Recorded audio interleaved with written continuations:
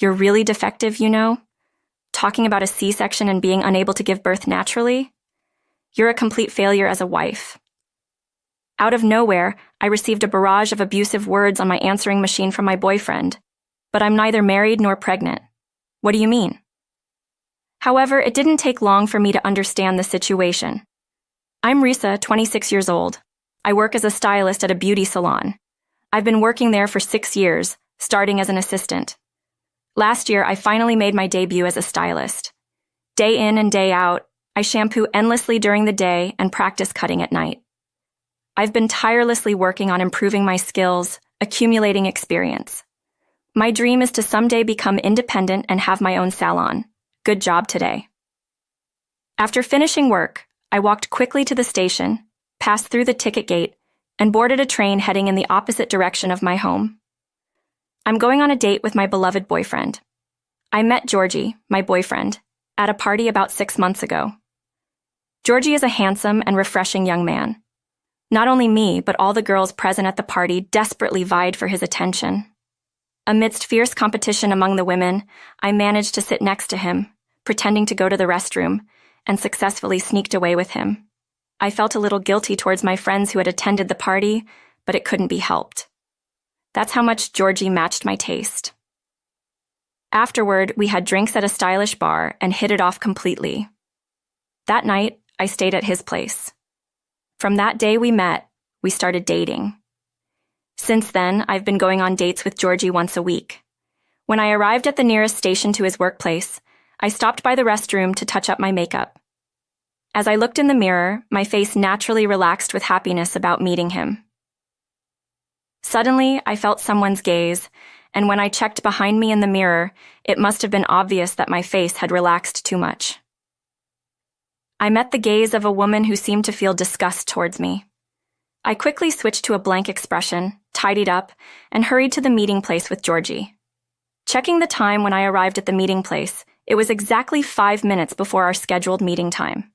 With my excitement held in check but still feeling anxious while waiting for him, my mobile phone suddenly rang. I hurriedly answered the call. Hello, Georgie. I just arrived. However, Georgie answered in a low tone, as if he was in an uncomfortable place. Risa, I'm sorry. There's a sudden issue and I won't be able to come back for a while. I'm really sorry for the short notice, but can we cancel our date for today? I promise we'll make up for it another time. What? I was looking forward to it, but I understand. Good luck with your work. We both have jobs to attend to. I didn't want to be too demanding. With a heavy heart, I said that and hung up the phone. I put my mobile phone back in my pocket and retraced my steps with a dejected mood. Inside the train on the way back, I gazed absent-mindedly out the window. I was lost in thought to the extent that I didn't notice my mobile phone vibrating in my pocket. How long had it been ringing? I realized and hurriedly checked it, only to find it was an incoming call from Georgie. However, the train was crowded. It would be quite rude to answer the call here, I thought, so I decided to get off at the next station and call him back. I let the call go unanswered. After a while, I switched to voicemail, and it seemed like a message had been left. It was something unimaginable from the usual Georgie. Hey, come on, why didn't you answer the phone? You know you're a really defective product. Talking about a C-section and not being able to give birth naturally, you're a complete failure as a wife. Being a defective product means divorce. Don't tarnish our bloodline any further. Unexpected words left me in shock and panic, and my mind went blank. C-section? Divorce? What was happening? Overwhelmed by it all, I stood still at the nearest station to my house after getting off the train. I mustered the courage to call Georgie. After a few rings, Georgie answered the phone. His tone was completely unchanged, just like always. Hello, Risa. What's wrong? I finally finished work and I'm on my way home now. I'm really sorry about today. I couldn't comprehend the situation and I couldn't say anything. Perhaps he thought my silence was strange. Hey, are you mad? Is everything okay? To my continued silence, he sounded concerned. I took a deep breath to calm myself and asked him a question about the voicemail earlier. What was that about? Can you explain? Talking about a C-section and divorce, I'm your girlfriend, right? Georgie, are you married? And what's with calling your wife defective? Do you always speak to her like that? In response to my inquiry, and Georgie seemed to have an idea, and he quickly manipulated his mobile phone before saying this. Risa, I'm sorry, it was just a mistake. Can we pretend you didn't hear it and forget about it? You can't just pretend after I've already heard it, I said with exasperation. Georgie, looking flustered, said, No, that's not it. Not at all. I thought of surprising you.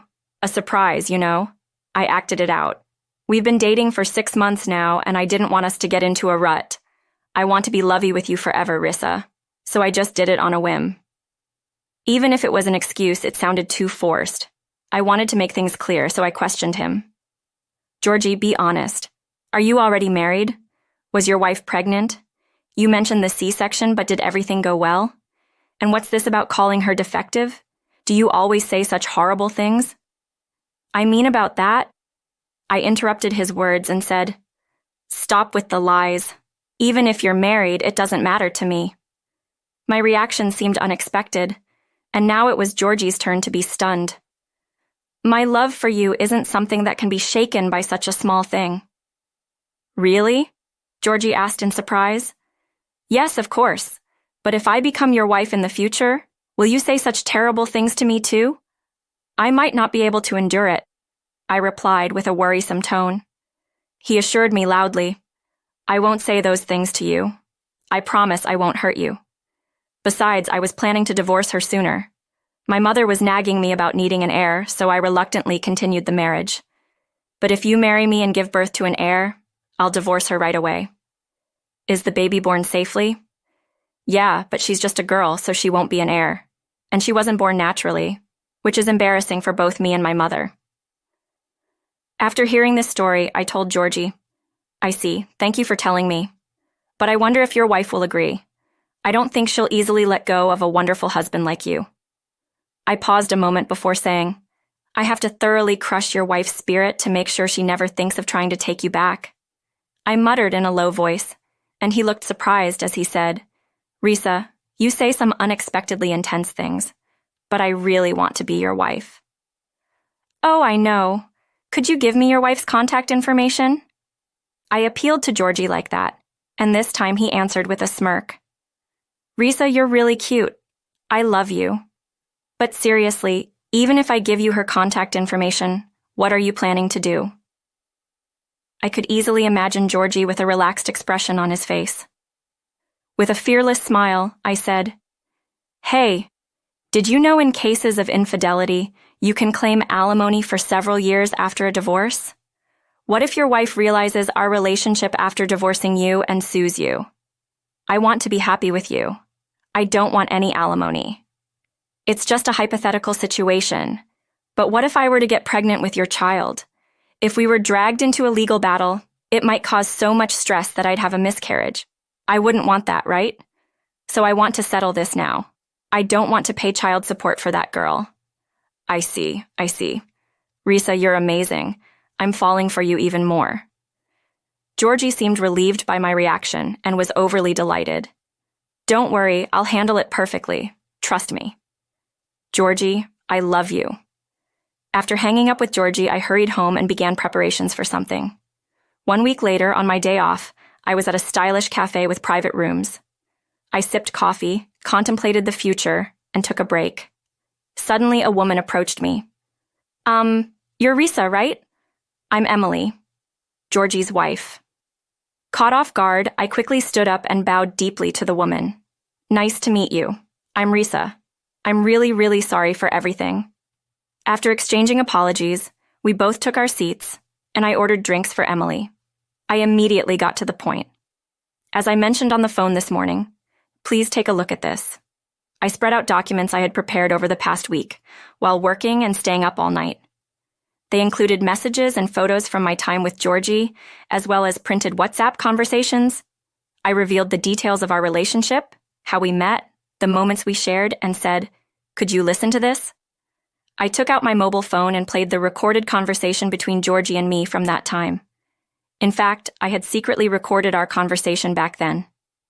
Emily looked at the documents with a serious expression and listened intently. Her eyes were clearly showing signs of agitation, but she managed to maintain her composure. After listening to the recording, Emily began speaking with a weary expression. Risa, you were really dating Georgie, thinking he was single, weren't you? Actually, he served me divorce papers yesterday. His mother joined in, showering me with harsh words. I'm saying they didn't need a defective woman who couldn't bear an heir.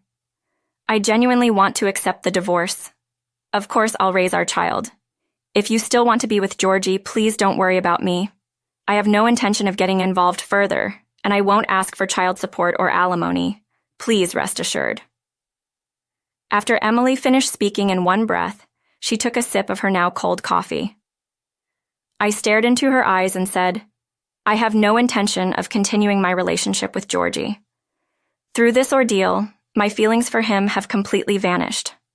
Besides, if I were to be with him, I'd undoubtedly receive the same treatment as you, and I absolutely refuse to associate with a man who has such a rotten character as to insult a woman who went through the trouble of giving birth to a lovely baby along with his mother. Emily pardoned my blunt words but asked, Aren't you angry at all giving in like this? I hate to say it, but I can't accept it. Let's make him suffer. As I confronted her, she appeared clearly bewildered. I'm sorry, I didn't mean to cause stress during this difficult postpartum period. No, it's all right, but of course I don't know what to do. My only concern is to make the newborn happy, she said reassuringly to me, looking down in anxiety, trying to comfort me. I have a good idea. Let's push him to rock bottom and make him experience despair to the fullest. Emily, you don't have to do anything. I'll handle it. After all, even though I didn't know anything, I ended up hurting you deeply. As a form of atonement, I want to take responsibility. She nodded as if she had made a decision. I understand. All right, please go ahead. After that, Georgie and Emily got divorced. 3 months later, Georgie and I were continuing our relationship smoothly, with our wedding just a week away. It was a rare date for us that day, and Georgie seemed particularly cheerful. What's coming up soon? I'm looking forward to it. My mother praised you, saying you're much prettier and smarter than my previous wife, Georgie said. Georgie, who knew nothing, smiled happily with a foolish expression, but to me, his face now seemed truly repulsive and filthy. Congratulations to you two. Do you even have a brain inside that head of yours? I muttered, looking the other way. Risa, did you say something? Georgie asked in surprise. I replied with a cold tone and a smile. There's no way I'd marry a rotten monster like you. Even when you had a pregnant wife, you were having an affair with me, acting like you're still single. After committing the most heinous act of betrayal, how can you keep a straight face? Do you have some kind of mental illness? My sudden outburst left Georgie looking confused, but she left with the baby without claiming any compensation or child support. You convinced Emily to do that, right? Desperately clinging to that thought, Georgie looked at me. I laughed and replied, Yes, I told Emily to do that. We put on a little act together. It's all to teach you and your family a lesson. I have no idea what you're talking about. What do you mean? Georgie asked, looking anxious and panicked.